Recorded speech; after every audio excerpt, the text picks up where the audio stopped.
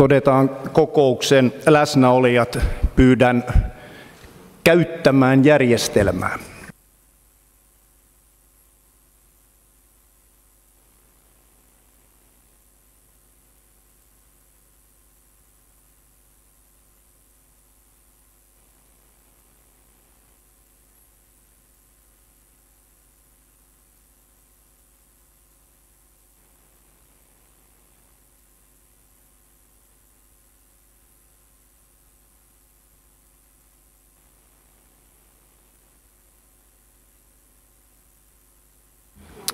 Kiitos. Ja paikalla on 51 valtuutettua tai varavaltuutettua. Poissaolostaan ovat ilmoittaneet Pia Hurtta, Eija Anttila ja Niina Brask, ja heidän tilallaan ovat varavaltuutetut vastaavassa järjestyksessä Kirsi Rasanen, Minna Ahokas ja Sami Mustonen. Läsnäolijat on todettu.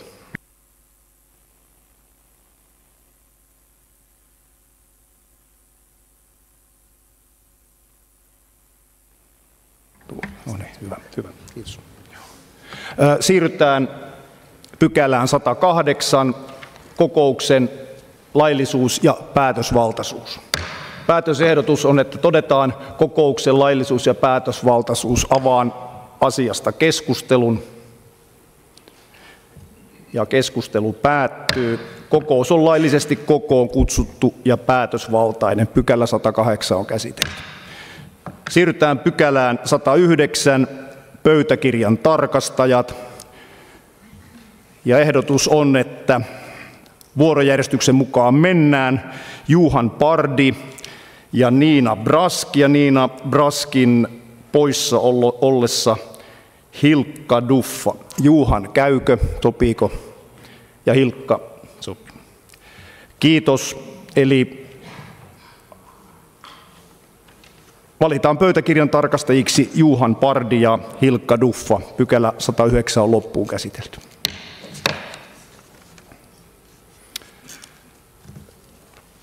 Pykälä 110, käsittelyjärjestys.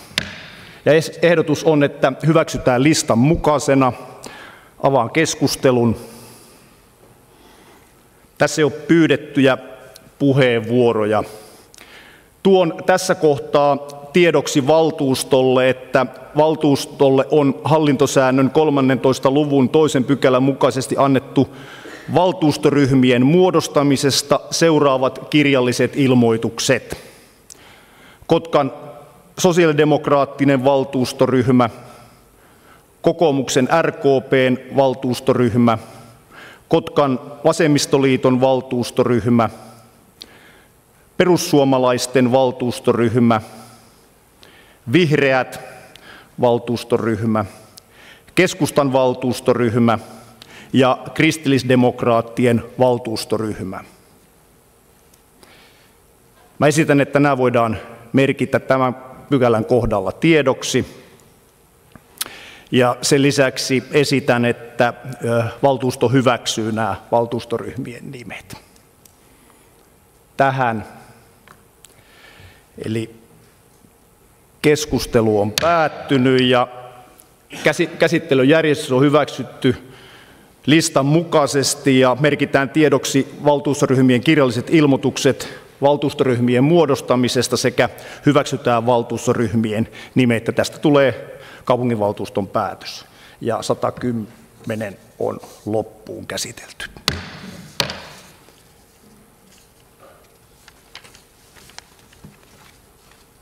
Ja sitten 111 pykälä minä jäävään itseni, olen osallisuusjäävi ja pyydän kaupunginvaltuuston varapuheenjohtaja Jukka Lopperia johtamaan puhetta.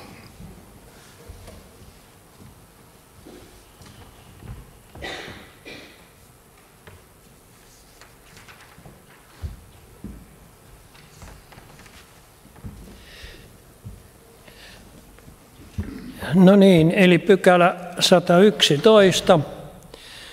Kaupunginvaltuuston puheenjohtajan osa-aikainen luottamustehtävä. Ja siellä on päätösehdotus kaupunginhallitukselta. Kaupunginvaltuusto päättää, että kaupunginvaltuuston puheenjohtaja Jouko Rauhala toimii osa-aikaisena 50% luottamushenkilönä 3.6.2025 alkaen valtuustokauden 2025-2029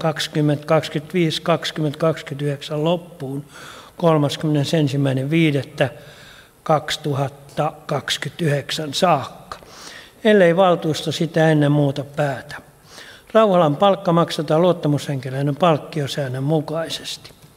Ja lisäksi kaupunginvaltuusto määrää kaupunginhallituksen toimimaan kaupunginvaltuuston puheenjohtajan henkilöstöhallinnollisena esihenkilönä. Avaan asiasta keskustelun. Karina Jäntti, ole hyvä.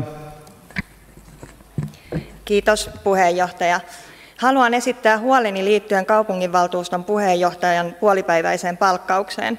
Vaikka se onkin laillisesti mahdollista, niin se on silti hieman moraalisesti arveluttavaa ja kuntalaisten näkökulmasta vaikeasti perusteltavaa. Kaupungimme talous on tiukoilla ja joudumme jatkuvasti tekemään päätöksiä palveluiden karsimisesta ja menojen hillitsemisestä. Samassa tilanteessa on vaikea ymmärtää, miksi luottamustehtäviä on muutettu virkasuhteen kaltaisiksi palkallisiksi tehtäviksi. Jokainen tällainen päätös vie rahaa pois sieltä, missä sitä eniten tarvitaan. Kouluista, aluetasolla hoivasta ja ylipäätään arjen peruspalveluista. Meidän tulisi näyttää esimerkkiä säästöissä ja vastuullisuudessa. Luottamustehtävät ovat olleet nimenomaan luottamustehtäviä, ei virkoja, joihin rakennetaan uusia palkkoja ja etuja. Jos me ei itse pidetä kiinni tästä periaatteessa, miten voimme uskottavasti edellyttää kuntalaisilta ja henkilöstöltä taloudellista vastuunkantoa? Siksi esitän muutosehdotuksen, että valtuuston puheenjohtajan tehtävää hoidetaan palkkiosäännön mukaisin korvauksin ilman puolipäiväistä palkkaa. Kiitos.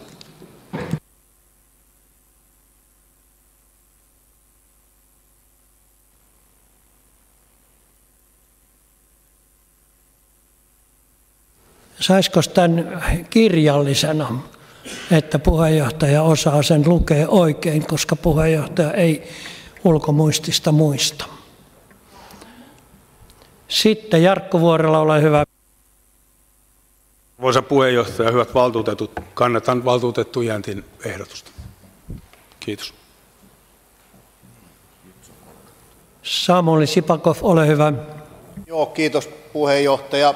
Henkilökohtaisesti voisin maksaa kaupunginhallituksen puheenjohtajalle ja valtuuston puheenjohtajalle vaikka 10 000 minuutissa, mutta kun meillä ei ole siihen varaa. Mutta ikävä kyllä laitoin oikein itselleni ylös, mitä kaikkea tässä kunnan tilanteessa nyt, tai mihin tämä kunnan tilante on menossa. Eli Kotkan kaupungin velan määrä kasvaa. Sitä myötä kasvaa myös korkomenot. Investointipaine on valtava. Infran korjausvelka kasvaa. Kaupungin omistamien kiinteistöjen korjausvelka kasvaa kaiken aikaa. Hallinnon henkilökunnan määrä kasvaa ja myös meidän luottamushenkilöiden palkkiot nousevat jatkuvasti. Perussuomalaiset ovat valtakunnan politiikassakin tiukkaa talouskuria ajaneet, ja sehän ei kaikille käy.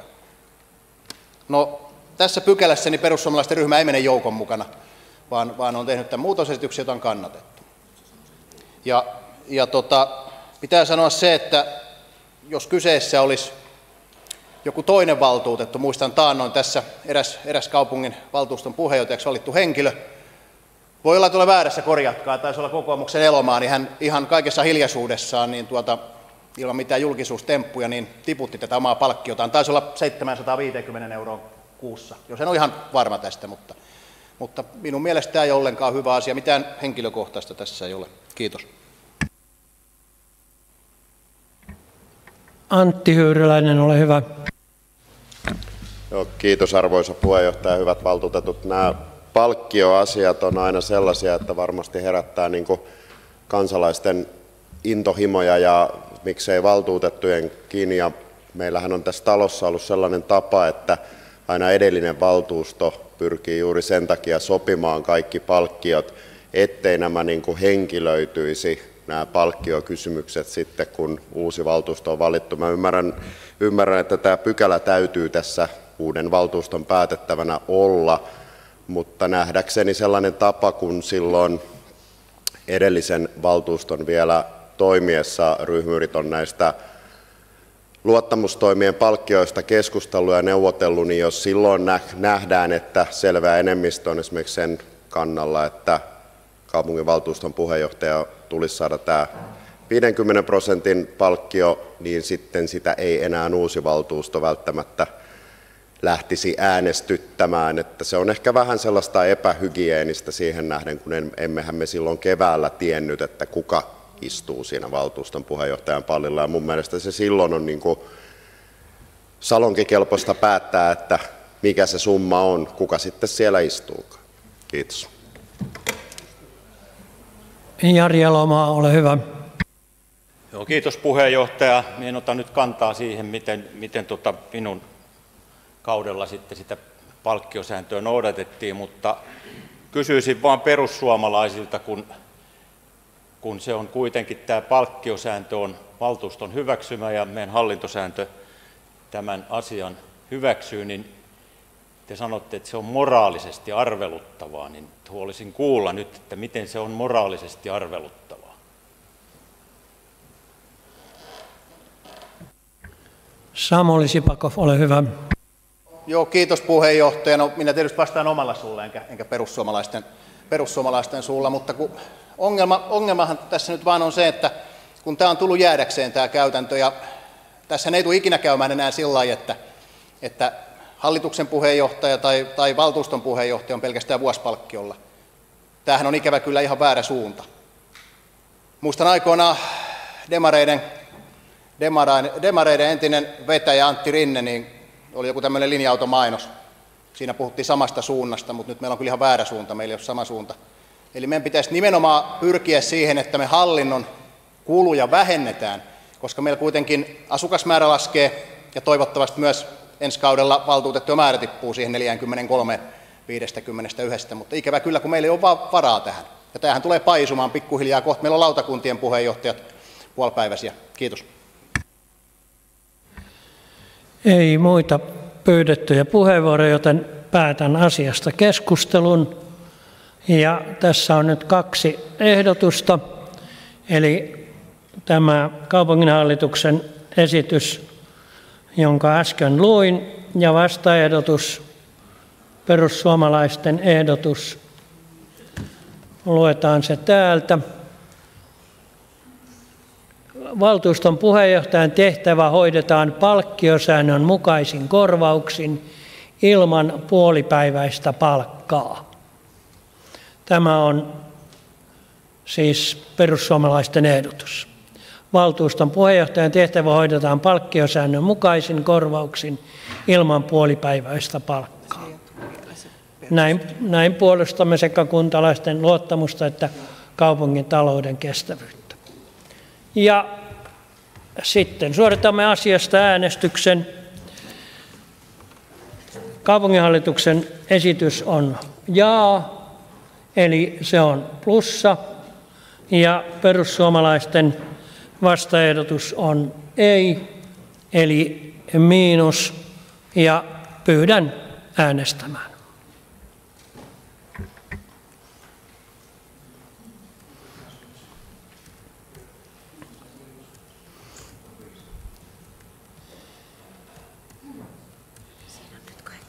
Joo, niin on.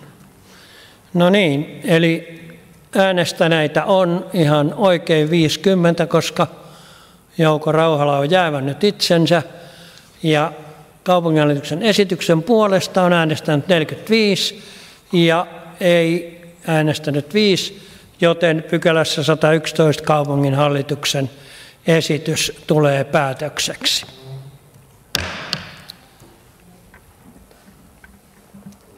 Pyydetään Jouko jatkamaan palaveria.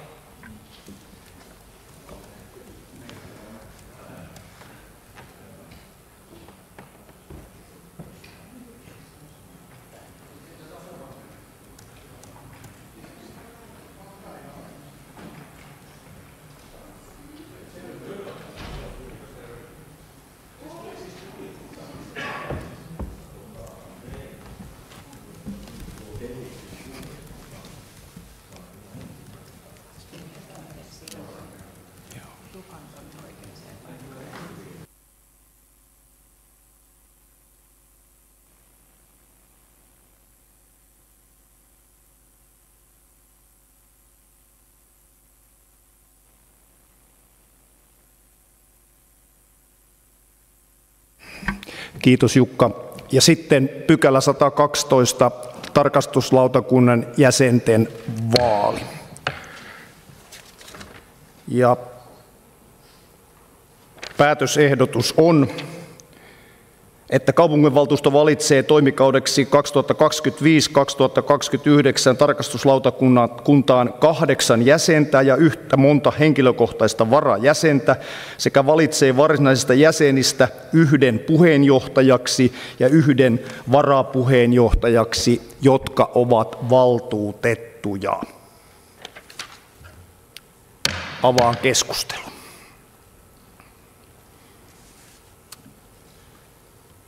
Ja valtuutettu Heikkilä. Arvoisa puheenjohtaja, ehdotan tarkastuslautakunnan varsinaiseksi jäseneksi Irma Rajantie ja hänelle henkilökohtainen varajäsen Merja Ylivarvi, Kari Ollikainen varsinainen jäsen ja hänelle henkilökohtainen varajäsen Mikko Ari sekä Tero Juvonen varsinaiseksi jäseneksi ja hänelle henkilökohtainen varajäsen Mikko Rasanen. Kiitos. Sitten valtuutettu Brufors. Kiitos arvoisa puheenjohtaja. Kokoomuksen RKP-valtuustoryhmä esittää tarkastuslautakuntaan varsinaiseksi jäseneksi Sara Elosuo ja hänelle henkilökohtainen varajäsen Janika Heikkilä sekä varsinaiseksi jäseneksi Lauri Eerola ja hänelle varajäseneksi Richard Webb ja heistä Lauri Eerola varapuheenjohtaja. Kiitos. Kiitos. Sitten valtuutettu Räsänen. Kiitos arvoisa puheenjohtaja. Varsinaiseksi jäseneksi ehdotan Emmi Kristensen ja varajäseneksi Seija Piipponen-Pekkola. Kiitos. Ja sitten valtuutettu Jernberg. Kiitos arvoisa puheenjohtaja. Ehdotan tarkastuslautakunnan varsinaiseksi jäseneksi Sanna Saikkosta ja varalle Eija Naakkaa. Kiitos. Kiitos. Ja sitten valtuutettu Jäntti. Kiitos arvoisa puheenjohtaja.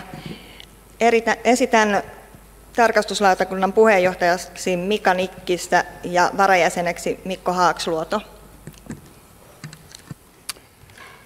Kiitos. Ja nyt on riittävä määrä ehdokkaita ja ehdotukset puheenjohtajaksi ja varapuheenjohtajaksi. Halutaanko käyttää muita puheenvuoroja?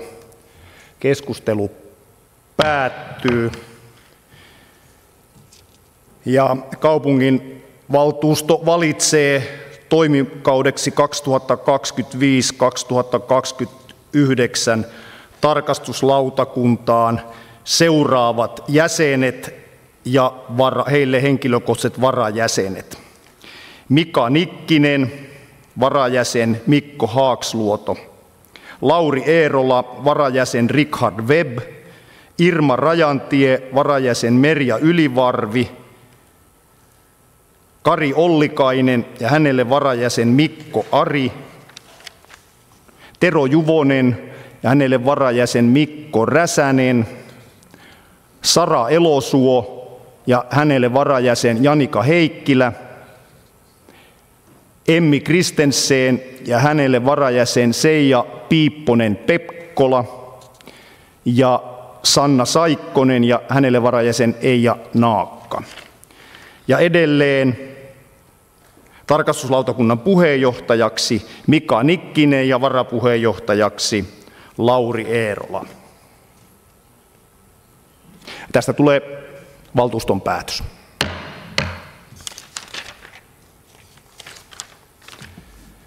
Siirrytään pykälään 113, kiinteistötoimitusten uskottujen miesten valitseminen.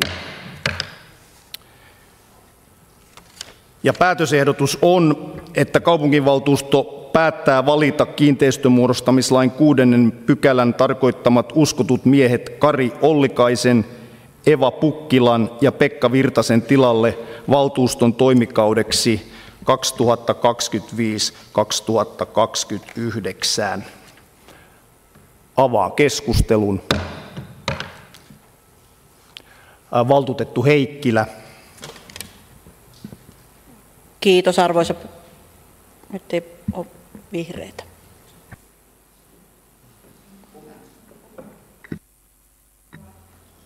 No niin, joo. Kiitos arvoisa puheenjohtaja. Kotkan sosiaalidemokraattinen ryhmä ehdottaa kiinteistötoimituksen uskotuiksi miehiksi Jari Marttila ja Arto Rosenblad. Kiitos. Ja sitten valtuutettu Räsänen. Kiitos arvoisa puheenjohtaja. Vasemmistoliiton uskotun miehen valinnaksi ehdotetaan jäseneksi Suvi Silvala. Kiitos. Ja nyt on riittävä määrä mitat täyttäviä ehdokkaita. Halutaanko käyttää muita puheenvuoroja? Keskustelu päättyy ja kaupungin valtuusto valitsee kiinteistömuodostamislain 6. pykälän tarkoittamat uskotut miehet Kari Ollikaisen, Eeva Pukkilan ja Pekka Virtasen tilalle valtuuston toimikaudeksi 2025-2029 seuraavasti: Jari Marttila, Arto Rosenblad ja Suvi Silvala. Ja tästä tulee valtuuston päätös. Pykälä on loppuun käsitelty.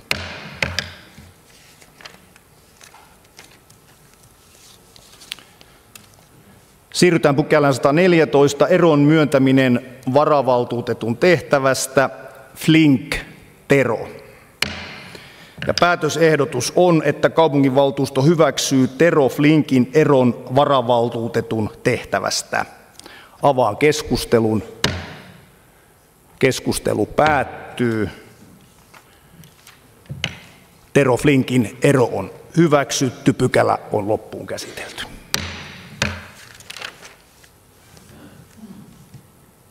Pykälä 115, eron myöntäminen varavaltuutetun tehtävästä, Herranen Henri. Avattu. Ja päätösehdotus on, että kaupunginvaltuusto myöntää Henri Herraselle eron varavaltuutetun tehtävästä. Avataan keskustelu. Keskustelu päättyy. Anteeksi. Ei päättynyt keskustelu vielä. Jari Elomaa. Kiitos puheenjohtaja. Minä nyt siihen moraaliseen kysymykseen palaan vielä tässä, että onko perussuomalaisten mielestä moraalisesti arveluttavaa, että ensin joku on vaaleissa mukana, kun ei pääse läpi valtuustoon, niin haukkuu ensin sosiaalisessa mediassa kaupungin virkamiehet ja sitten pyytää eroa varavaltuutetun tehtävästä, niin kyllähän tämä vaikuttaa moraalisesti aika arveluttavalle. Ei muuta. Kiitos.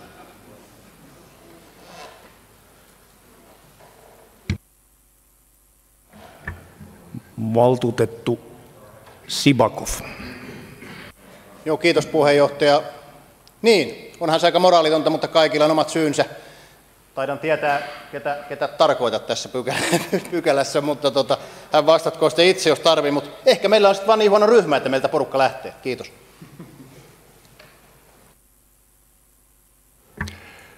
Kiitos. Ja ei muita pyydettyjä puheenvuoroja.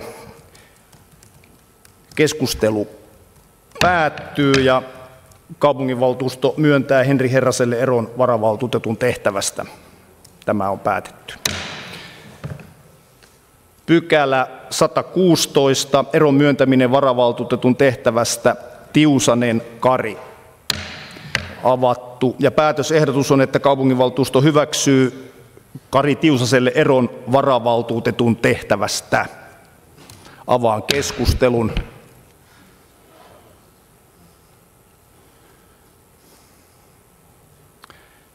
Keskustelu päättyy. Kaupunginvaltuusto hyväksyy Kari Tiusaselle eron varavaltuutetun tehtävästä. Pykälä 116 on loppuun käsitelty.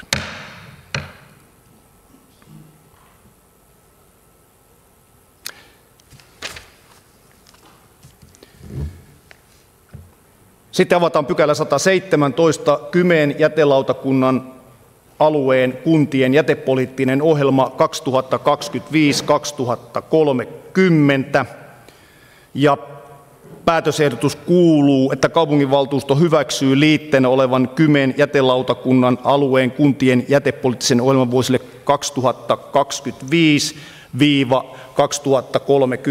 2025–2030. Avaan asiasta keskustelun.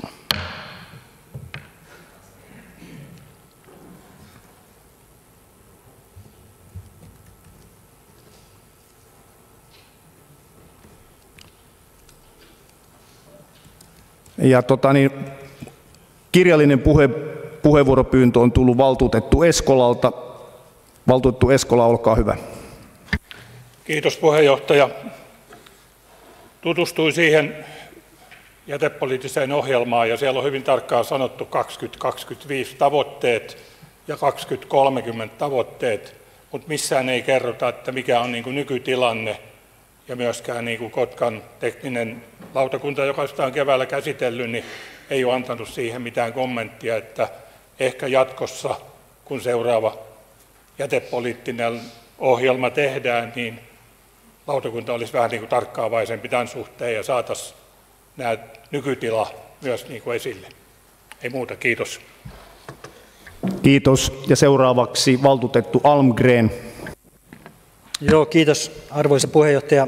Kristillisdemokraatit ovat valmiit hyväksymään tämän jätepoliittisen ohjelman. Se, miten alussa tässä ollaan, kuvaa hyvin meille tänään saatu vastaus, että näiden 10 omistajakunnan jätepoliittisen ohjelman kierrätystavoitteita vuosille 2530 ei tällä hetkellä valitettavasti pystytä laskemaan luotettavasti, ja laskenta vaatisi silti hyvin ison työn, siis vaikka ei pystytä laskemaan luotettavasti. Jätehuoltopäällikkö Katja Kangas toteaa lisäksi olevan tärkeää, että jatkossa mahdollisuudet laskentaan helpottuvat ja laskentamenetelmät yhtenäistyvät ja selkeytyvät valtakunnallisesti. Erityisen mielenkiintoista on, että jäteasemien itsepalveluteknologiat ovat kehittyneet viime vuosina merkittävästi ja tavoitteena on ottaa niitä käyttöön laajasti toiminta-alueella. Tämä jätepoliittinen ohjelma vaatii jatkuvaa seurantaa sekä päivitystä vähintään vuosittain. Seurantaa jatkuvasti ja päivitys vähintään vuosittain. Toivottavasti kuntien yhteistyökyvyt ja resurssit riittävät myös hyvään yhteistyöhön. Huomioitava seikka on, että kunnat ovat varsinkin näin alussa hyvin eri lähtökohdissa ja asetelmissa. Kuten todettu, myös meidän päättäjien sekä kunnissa toimivien viranomaisten ja organisaatioiden tulee sitoutua jatkuvaan kehitystyöhön. Jumalniemen jäteaseman käyttäjänä olen ollut erittäin tyytyväinen sen palveluihin ja toimintaan. Hoidetaan meidän kotkalaisen osuus ja tontti erityisen hyvin tässä asiassa. Kiitos. Sitten valtuutettu Mielonen. Kiitos arvoisa puheenjohtaja, hyvät valtuutetut.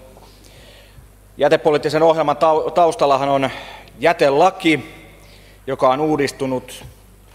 Ja tämä jätelain uudistus, niin sen tavoitteena on ollut vastata EU:n kierrätystavoitteisiin. Ohjelma on tärkeä ja ajankohtainen. Jätteen käsittelyyn liittyy valtava määrä kysymyksiä, joiden ratkaisu kiertotalouden keinoin on ihmiskunnalle jopa jonkinnäköinen kohtalon kysymys. Meillä kun ei ole resursseja ja luonnonvaroja jatkaa nykyisen kaltaista kerskakulutusta ja siihen pohjautuvaa elämäntyyliä. Näitä resursseja tulee siis kierrättää ja käyttää paljon viisaammin. Itse jätepoliittinen ohjelma on noin yleisesti ohjelmana niin hyvin sopivan mittainen, helposti luettava, tavoitteet konkreettisia. Mutta kuten edelliset puhujat, niin vasemmistoliitossa jäätiin kaipaamaan enemmän tavoitteen lukujen valossa sitä nykyistä tilannetta. Hyvässä strategiassa tavoitteet asetetaan nykytilaa viitaten, vaikka nyt toki luvut tässä ohjelmassa onkin tullut ylhäältä päin. On harmillista, että emme voi verrata nykyistä tilannetta tavoitteisiin nähden. Käsittääkseni syy tähän on, kuten aiemmin sanottiin, niin laskelmien vaikeudessa ja sitten toisaalta resursseja, mutta kuitenkin toivoisin, että jatkossa tämänkin asian mitattavuutta kehitetään paremman päätöksenteon tueksi. Ja koska ymmärsimme, että ei löydy kannatusta sinällään jälkeenpäin lisätä vaan tätä nykytilaa, niin jätämme valtuustotoivomuksen ryhmänä. Vasemmistoliiton valtuustoryhmä toivoo, että Kotka osaltaan edistää kierrätyksen tason mittaamista jätelajeittain Tämä on tärkeää, jotta ymmärrämme kierrätyksen nykytilan ja pystymme seuraamaan tavoitteiden täyttymistä jatkossa. Kiitos ja liitetään toivomus pöytäkirjaan ja lähetetään kaupunginhallitukselle mahdollisia toimenpiteitä varten. Valtuutettu Keveri. Kiitos arvoisa puheenjohtaja. Tämä on myös toive. Istuin viime kaudella jätelautakunnassa vaarana useassa kokouksessa ja kiinnitin huomiota siihen, että tavoitteen mukaisesti ei toimittu hinnoittelussa. Yritin tätä saada selvitettyä jätelautakunnassa. Olimme Kymenlaakson jätteen toimitusjohtajan kanssa samoilla linjoilla ja kävimme kirjeenvaihtoa asiasta sähköpostitse. Luen tämän toiveen, jonka olen lähettänyt kirjallisena teille. Jätepoliittisen ohjelman tavoitteen numero 3 toimenpide on kirjattu seuraavasti. Jäteastian tyhjennysmaksuja kehitetään jätteen määrän vähentämiseen kannustavaksi. Jäteasian tyhjennysmaksu pienenee, kun jäteastian tyhjennysväli pitenee. Tämä on siis sieltä jätepoliittisesta ohjelmasta. Tämä tavoite ei toteudu sekajätteen tyhjennysmaksussa. Vuonna 2023 otettiin käyttöön uusi hinnoittelumalli, jossa perusmaksu ei sisälly tyhjennysmaksuun, vaan on erillinen vuosimaksu. Tämä muutos toi näkyväksi sen, että harvoilla tyhjennyskerroilla sekajätteen tyhjennysmaksut nousivat. Kun perusmaksu sisällytetään tyhjennyskertoihin, viikon tyhjennysvälillä kertatyhjennys maksaa 6,43 €, kun 4 viikon tyhjennysvälillä se maksaa 8,62 €. Muutos ei ole suuri, mutta se on tavoitteen vastainen ja ohjaa väärään suuntaan. Asia on käsitelty jätepoliittisen ohjelman valmistumisen yhteydessä, muun muassa viimeisimmässä taksaseminaarissa 30.5.24, mutta se ei ole vielä saanut riittävästi kannatusta. Täten jäteastioiden tyhjennysmaksuissa toiminta-alueellamme ei ole vielä sitä, että kun sekajätteen tyhjennyskerrat harvenevat, niin tyhjennysmaksu olisi alhaisempi.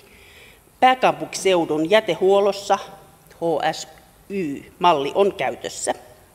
Ennen mainitun kaltaiset jätemaksut, eli mitä harvemmin tyhjennetään sekajätettä, niin sitä alhaisempi tyhjennysmaksu, on keino ohjata jätemäärän vähentämiseen. Tähän suuntaan tulisi sekajätteen tyhjennysmaksuja kehittää myös meidän toiminta-alueellamme pitkällä tähtäimellä. Asia vaatii kuitenkin yhteisen poliittisen tahtotilan, joten asian esille nostaminen eri yhteyksissä edistänee tätä. Myös Kotkan kaupungin tarkastuslautakunta on kiinnittänyt asiaan huomiota ja lausunut asiasta vuoden 2022 arviointikertomuksessa. Jätelautakunta hyväksyi jätemaksut Kymenlaakson jätteen hyväksymän hallituksen esityksen mukaisesti. Tänä vuonna taksaseminaaria ei ole pidetty kuntavaalien vuoksi, yhtiön hallituksen ja Kymen jätelautakunnan kokoonpanon muuttumisen vuoksi.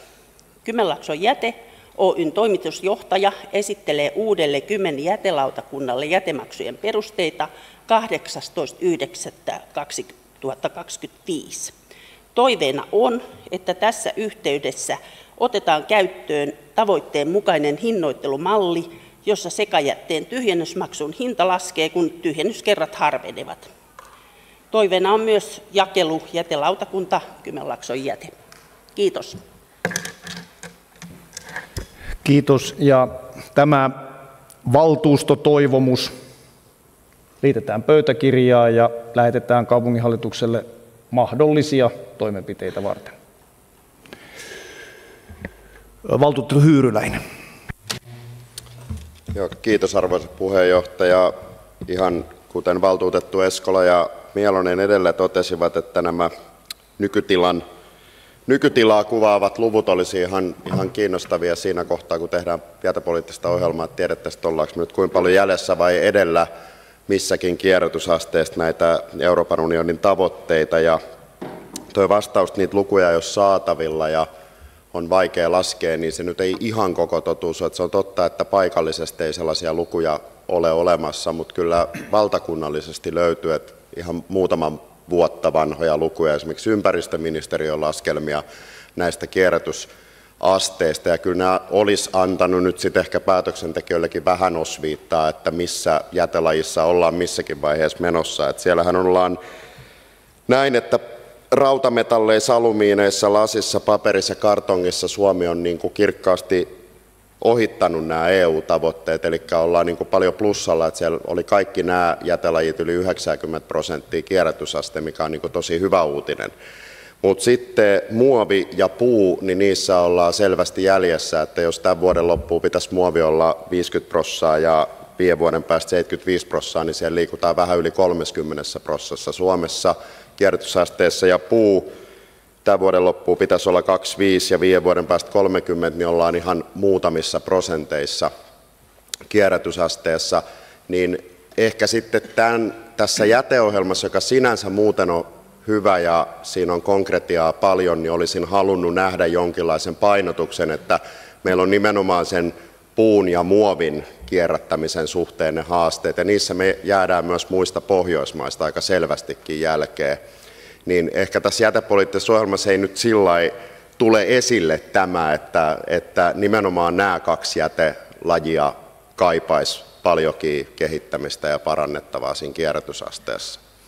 Niin sinänsä ohjelma tosiaan, niin kuin sanoin, muuten on ihan hyvä ja kannatettava, eikä siihen lisättävää. Tosin haluaisin joskus nähdä niissä näitä pehmeitä keinoja, kuten vihertuuppauksia tai vihreitä tuuppauksia, joilla ohjataan sitten käyttäjien ja kuluttajien toimintaa tällaisilla ihan kustannusvapailla menetelmillä, ja niistä on maailmalta aika paljonkin hyviä kokemuksia.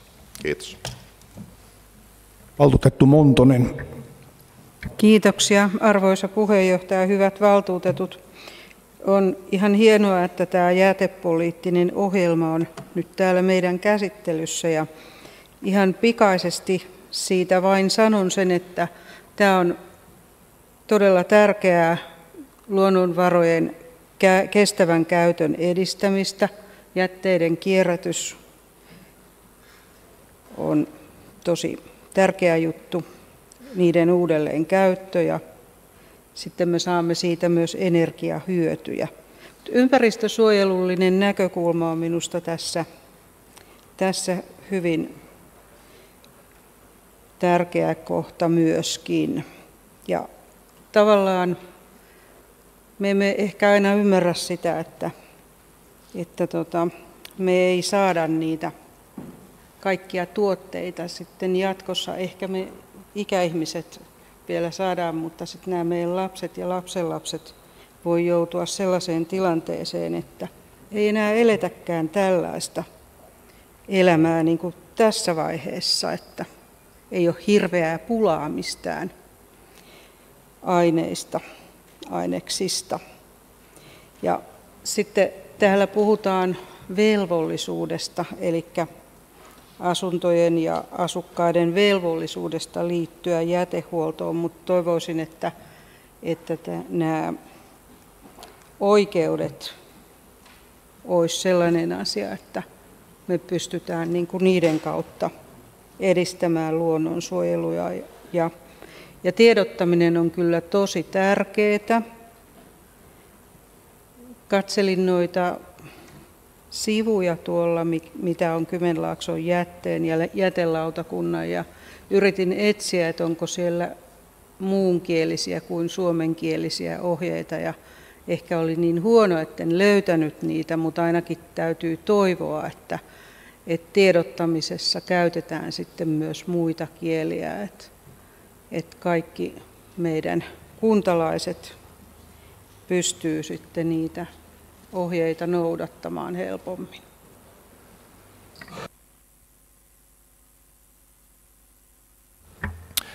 Kiitos, ja nyt ei ole muita puheenvuoroja, jolloin keskustelu päättyy. Ja kaupunginvaltuusto hyväksyy Kymen jätelautakunnan alueen kuntien jätepoliittisen ohjelman vuosille 2025-2030 ja lähettää 2 tehtyä valtuustoaloitetta kaupunginhallituksen jatkokäsittelyyn. Tämä pykälä on loppuun käsitelty. Sitten siirrytään pykälään 118, vastaus valtuustoaloitteeseen liikunnan ja hyvinvoinnin edistäminen maksuttomilla testausmahdollisuuksilla Kotkan testausasemalla. Ja päätösehdotus kuuluu: kaupunginvaltuusto merkitsee tiedoksi hyvinvointilautakunnan käsittelyn mukaisen vastauksen valtuustoaloitteeseen liikunnan ja hyvinvoinnin edistäminen maksuttomilla testausmahdollisuuksilla Kotkan testausasemalla. Avaa keskustelun. Ja nyt ennen kuin annan puheenvuoron, niin käytän itse ensin. Meidän kaupungin hallintosäännön 16 lukuisen 1. pykälä toteaa, että mikäli aloitteella laajennetaan palveluja tai sillä on talousvaikutuksia, se siirretään käsiteltäväksi talousarvion valmistelun yhteydessä. Ja edelleen siellä todetaan, että tuolloin KH tulee esitellä talousarvioaloitteisiin liittyvät vastaukset valtuustolle esitettävän talousarvioesityksen yhteydessä. Eli nyt voidaan todeta, että tässä on ehkä pikkasen ohjetta, hallintosääntöä ja sen pohjalta laadittua ohjetta poikkeava käsittely, kun tämä valtuustoaloite tulee nyt tässä kohtaa valtuuston tiedoksi. Ja osittainhan tämä johtuu siitä, että ohjeistus ei ole ajan tasalla. Ja valtuustolle tiedoksi, että ryhmäpuheenjohtaja valmistelu asiasta on käynnissä, siis otsikolla valtuustoaloitteiden käsittelyn prosessi tai jotain sen suuntaista. Ja tämä kuluva vuosi tullaan menemään nyt sen olemassa olevan ohjeistuksen mukaan, mutta se ei tarkoita sitä, etteikö me nyt tässä käsitellä tätä juuri niin kuin tämä tässä on, mutta tämä taustaksi teille tiedoksi. Ehkä pyydän jokaista ryhmää keskuudessaan pohtimaan nyt tätä asiaa, eli tätä tullaan uudistamaan. Mutta sitten puheenvuoroja valtuutettu Pauns.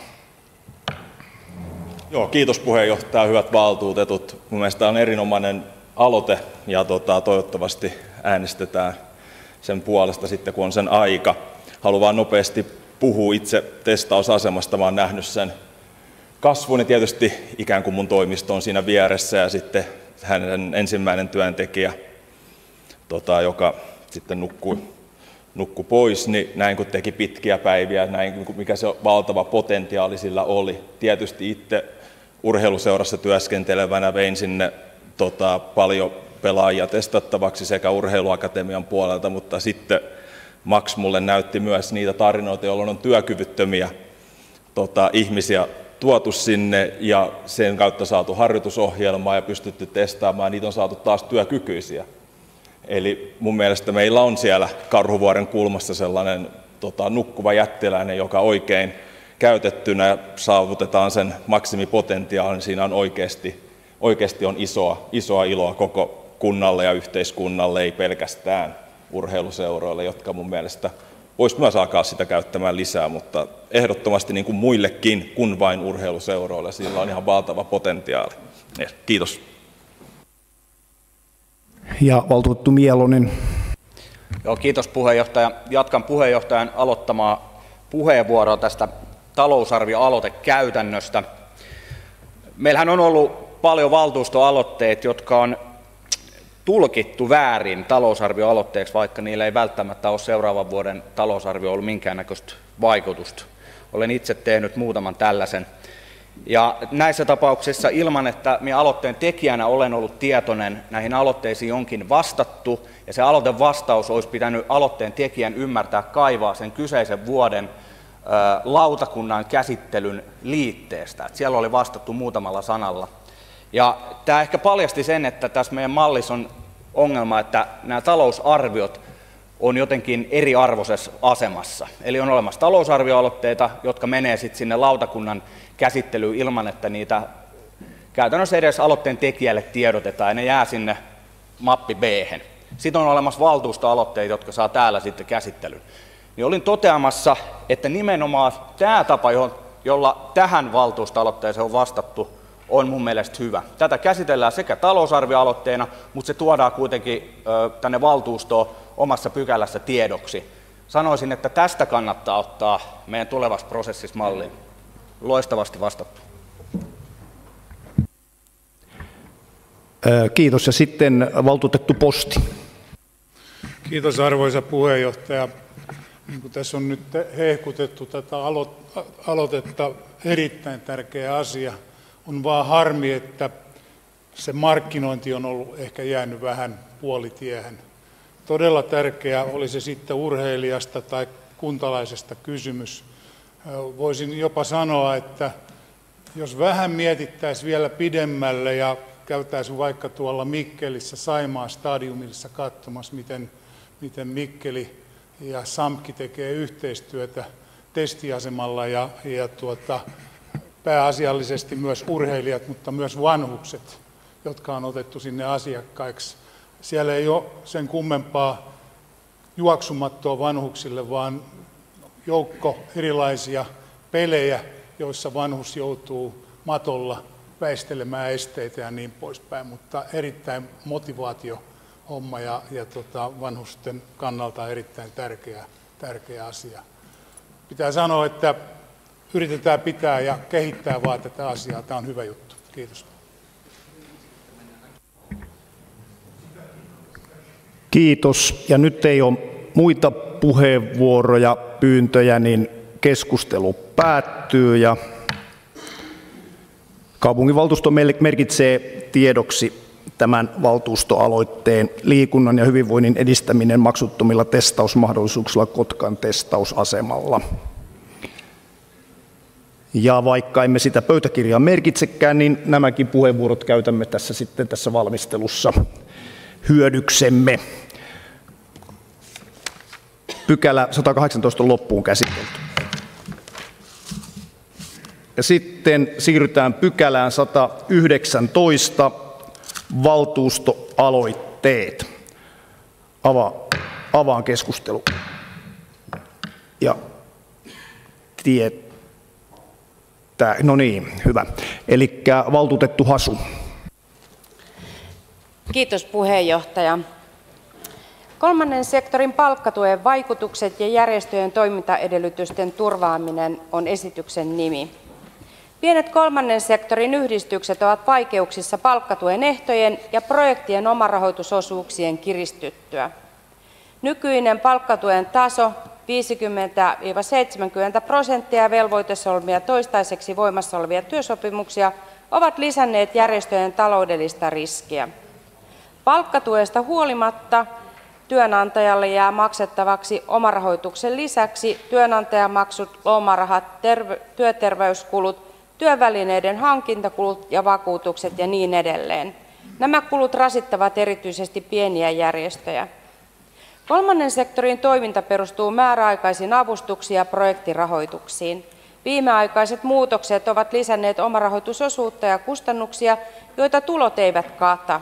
Tämä on heikentänyt pitkäaikaistyöttömien työllistymistä ja ajanut monia järjestöjä taloudelliseen umpikujaan. Esitän, että kaupunkien kautta kuntien ja koulutusorganisaatioiden sekä järjestöjen yhteistyönä kehitetään ja pilotoidaan uusia toimintamalleja, joilla turvataan pitkäaikaistyöttömien työllistyminen ilman kohtuuttomia lisäkustannuksia järjestöille. Esimerkiksi Etelä-Kymenlaakson työelämäpalvelut voisi toimia tämän kehityshankkeen käynnistäjänä ja koordinoijana. Pilotoinnin tarkoituksena ei ole kasvattaa kaupungin rahoitusosuutta eikä kaupungin antamien avustusten määrää, vaan etsiä uudenlaisia ratkaisuja pienten yhdistysten työn turvaamiseksi ja pitkäaikaistyöttömien työllistymismahdollisuuksien lisäämiseksi. Lisäksi esitän, että kaupunki kautta kunta pyrkii vaikuttamaan valtakunnallisesti siihen, että myös pienten kolmannen sektorien toimijoiden realiteetit, toiminnan edullisuus ja laajuus huomioidaan. Tästä hyötyy myös kunta. Kiitos.